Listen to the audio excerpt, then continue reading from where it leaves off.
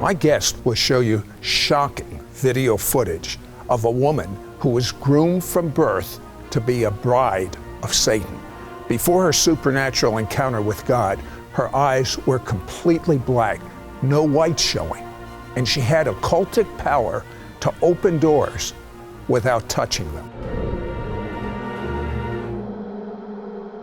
Can ancient secrets of the supernatural be rediscovered? Do angels exist? Is there life after death? Are healing miracles real? Can you get supernatural help from another dimension? Has the future been written in advance? Sid Roth has spent 30 years researching the strange world of the supernatural. Join Sid on this edition of It's Supernatural. Hello, Sid Roth here. Welcome to my world, where it's naturally supernatural. My guest has been on It's Supernatural previously, Darren Wilson. He comes from a nice evangelical, non-supernatural background, and he filmed from all over the world the most supernatural film you'll ever see. It's called Finger of God, and you know, I'll never forget. What was it? Was it your aunt that got the gold tooth? Yeah, my aunt and uncle. At that time, in your paradigm of what is Christianity, that must have rocked your world. Yeah, I didn't know what to do with it, and I still, to be honest with you, I still don't know what to do with it. I mean, I think anybody, and I think they're still kind of shocked. If I was going to cast someone in the role of filming the supernatural, it'd be you. God did a good job. Well, thank you. and I love the story. I mean, here this guy doesn't even believe in the supernatural, so his whole family goes out to the Toronto Airport Church where there's a move of God's Spirit, and he goes reluctantly, and a guy gets up and he starts saying, there's an angel inside this auditorium. What did you think? I thought he was either crazy or lying. I thought, when are they going to pass the basket to give this guy money? And it was just one of those things where I'm like, this is why I don't like this place. This is why I don't like, this type of Christianity or whatever. I just wasn't comfortable, and I just didn't think it was true. But then what happened? Then I met him. I met this angel who, about 5 minutes later, I had my eyes closed and the angel passed right by me, and I opened my eyes. I didn't see anything, closed my eyes, there he is. And he came up to me and he spoke to me, and he asked me 3 times, "Are you ready?" And I didn't really know what he was talking about. I knew that about 5 months before I'd kind of gotten this idea to make this weird little movie about the strange things that Christians believe. He said, "Are you ready?" 3 times. And I said, "Yes," not knowing exactly what I was saying yes to. And then at the 3rd time I said, "Ready for what?" And he said, "Make that movie." And that was kind of what pushed me out the door I thought I was making a little short film, and it turned into something bigger. And I have to tell you, I saw that movie. I love that movie. In fact, I'm in that movie. But I expected the next movie to be the same type of movie. And actually, when I heard the title, I said, Furious Love. Yeah. I wonder what Darren is up to. And so you met a mutual friend of ours, Heidi Baker, and she prophesied something over you. Yeah, that's what started this one. I had just finished filming Finger of God. Mm-hmm. And we were in Istanbul, Turkey. And I was just worried about how I was going to put this Finger of God together. The last thing on my mind was any kind of a sequel or follow-up or anything. And so she started to pray for me because I was starting to kind of freak out a little bit because I had all this footage and I didn't know what to do with it. So she's praying for me. Right in the middle of her prayer, she gets really uncomfortable.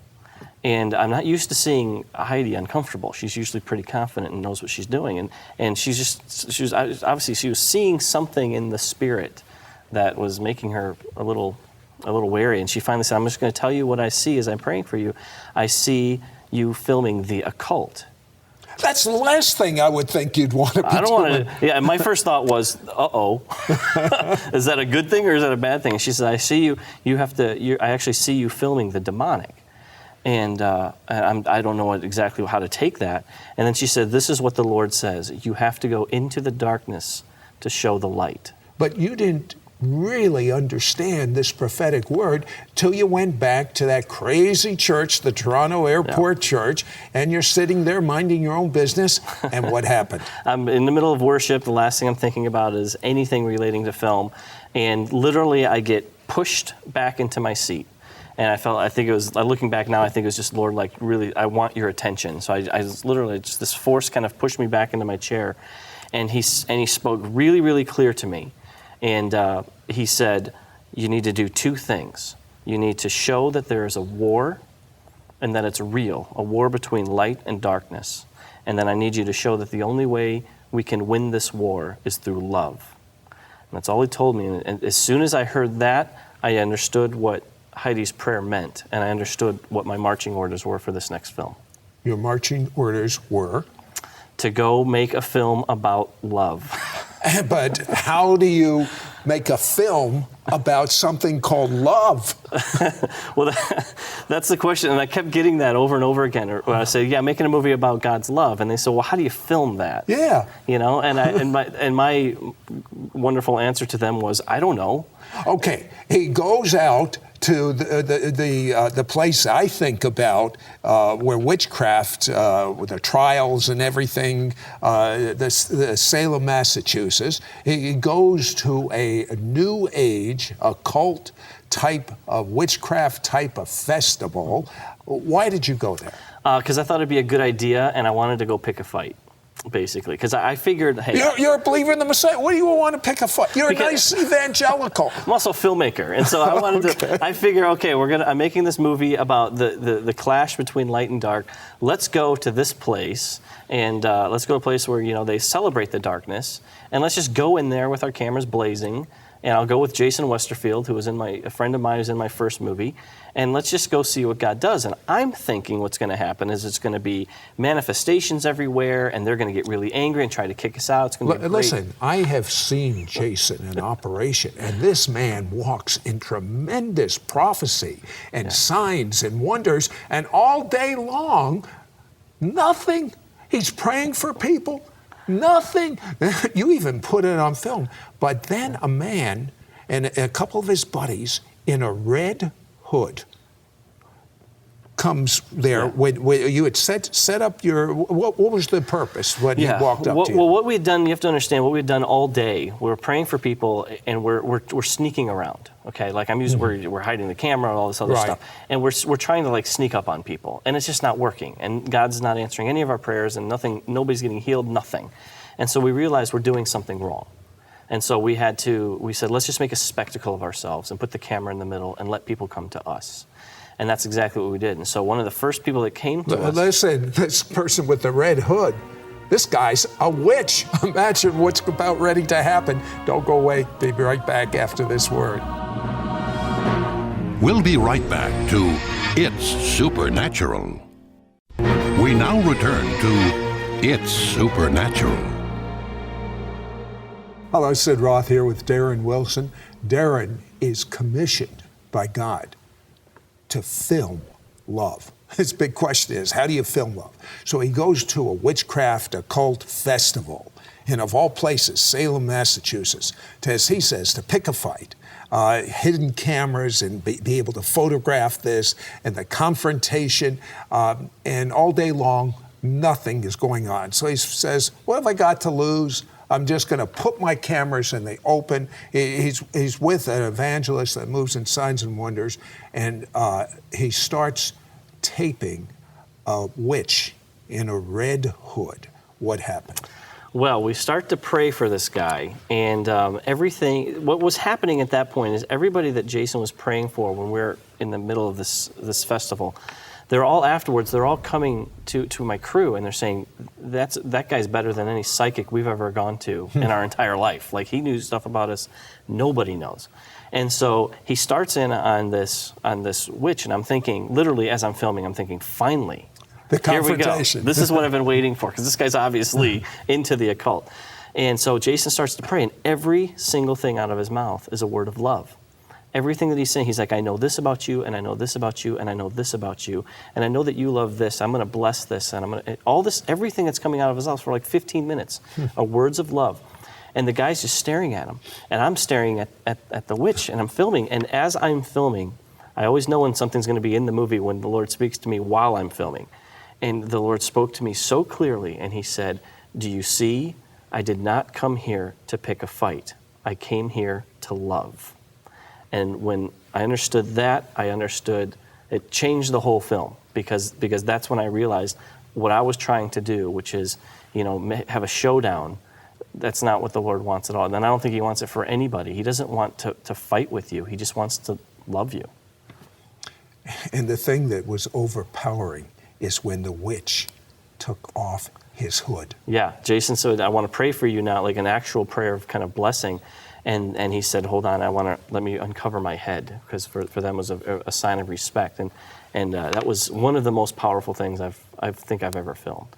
Well, I'll tell you something else that is, the whole film was powerful, but something else that was amazing to me is Darren went with a friend of mine, Jeff Jansen, out to, where in Africa? In Tanzania. In Tanzania, and he sees a little tent behind the main tent. And what did you think that tent was for? I thought we were filming a big crusade that Jeff was putting on, and I was there to kind of help him out. And I saw this little white tent, and I thought that it was for the hearing impaired. That's what I thought. And it was not for the hearing impaired. What was it for? It was for, well, I found out when we started when the crusade started, and they started carrying all these people who were manifesting the demonic. They started carrying them into this tent, and I said, that's the deliverance tent. It's the deliverance tent. And so I remember standing outside of the tent with my camera thinking, am I seriously going to do this? Do I really go into this place? And I dove right in, and it was... But previous to that, you had a vision that you didn't understand. Tell me about that. 3 days before I left for Tanzania, I was waking up one morning, and I wasn't quite asleep, wasn't quite awake, in that kind of in-between state. And I saw this picture, vision, whatever you want to call it. I saw it very clearly of this woman on the floor kind of screaming and shouting. And then I kind of woke up. And I remember when I went into the tent, I was filming some things, and at one point I looked down and I saw that woman that I had seen in my dream 3 days ago. And so I knew I dreamed about this woman. And so I knew exactly where to put the camera, exactly how close of a zoom to get, because I'd seen it all before.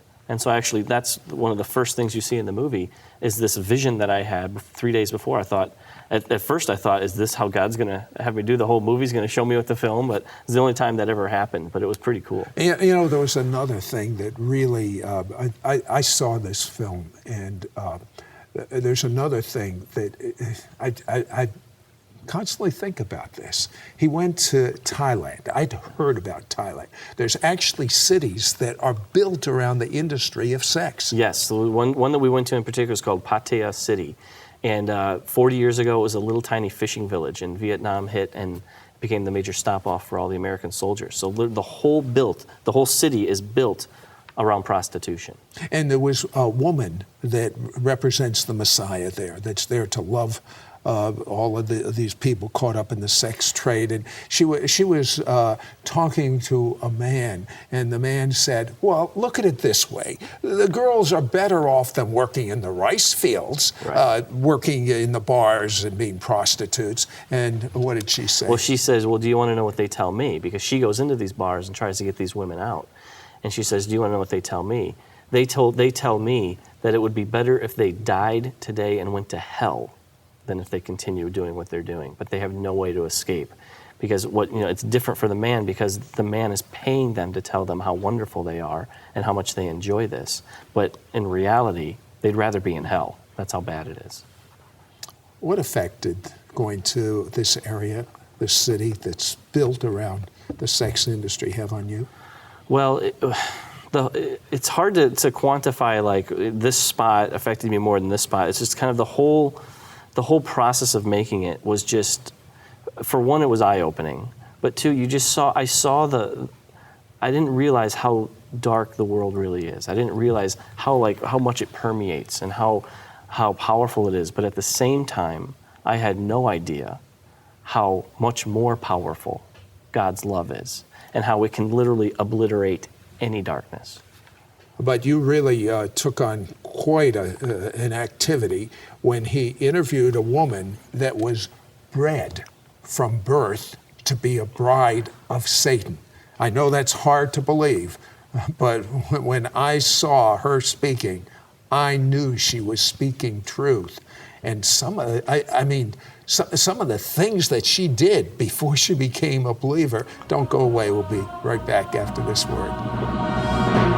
We'll be right back to It's Supernatural. We now return to It's Supernatural. Hello, Sid Roth here with Darren Wilson, and we're talking about his new film, Furious Love. And in that film, you have some amazing footage of a woman that was bred from birth to be a bride of Satan. But some things happened to her along the way. For instance, she went to curse actually Benny Hinn. Mm-hmm. And what happened? Yeah, well, it was a big stadium, and they went. She and two friends went in, and basically were kind of in the third level, just throwing curses down at him while he's preaching. And in the middle of his preaching, he stops and he points up at their section, and he says, "You three." She wasn't sure if he said Satanists or devil worshippers. He said, "You three devil worshippers, stop cursing me. I'm a child of God."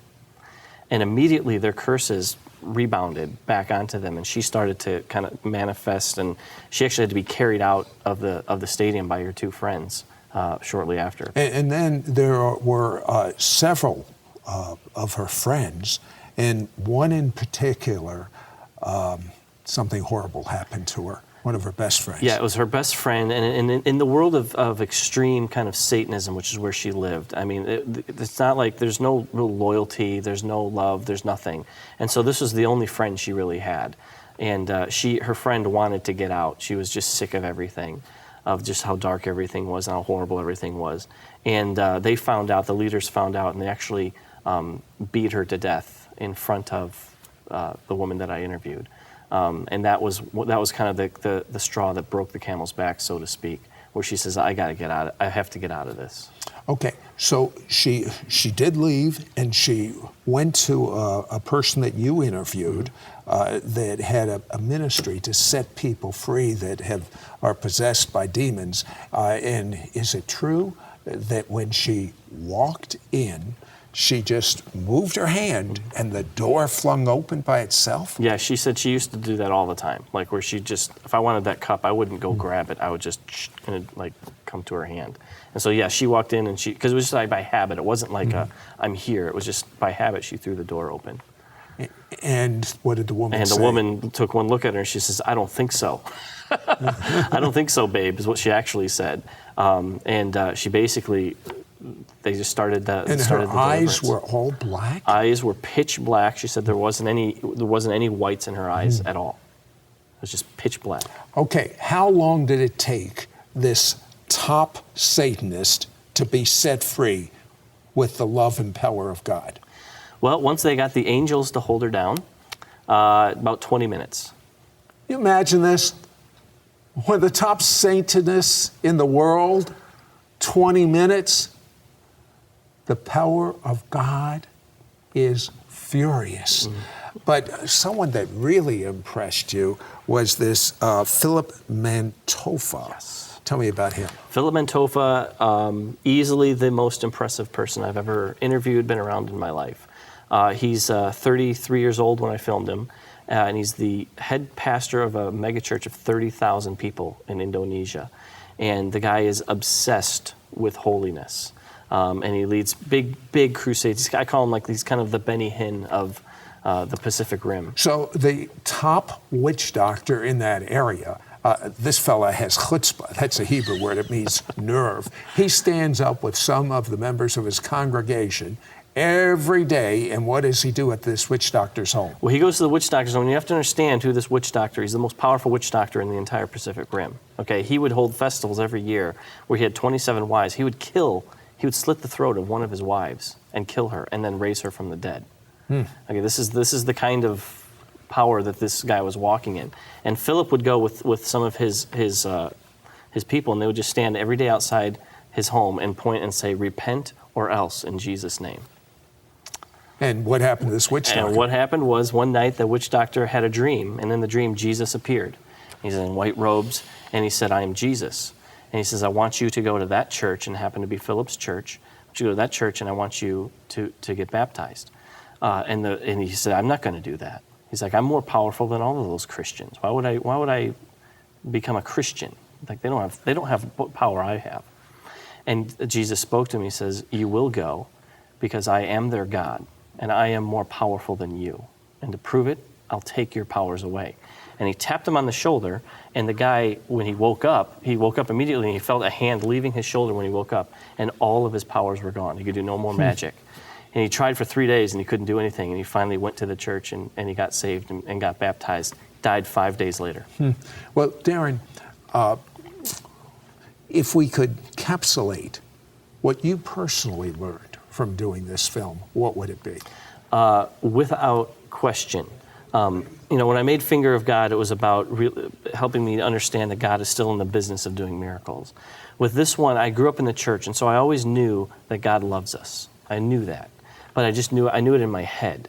And what the process of this is it really went from my head to my heart, where I understood that He doesn't love us like a Hallmark card. He doesn't love us like the kinds of things you find in a Christian bookstore. He loves us with a ferocity, and he will fight for us, and he will battle for us, and he's not going to stop. As long as we draw breath, he's not going to stop fighting for us because he loves us so much, and it doesn't matter if we don't even believe in him.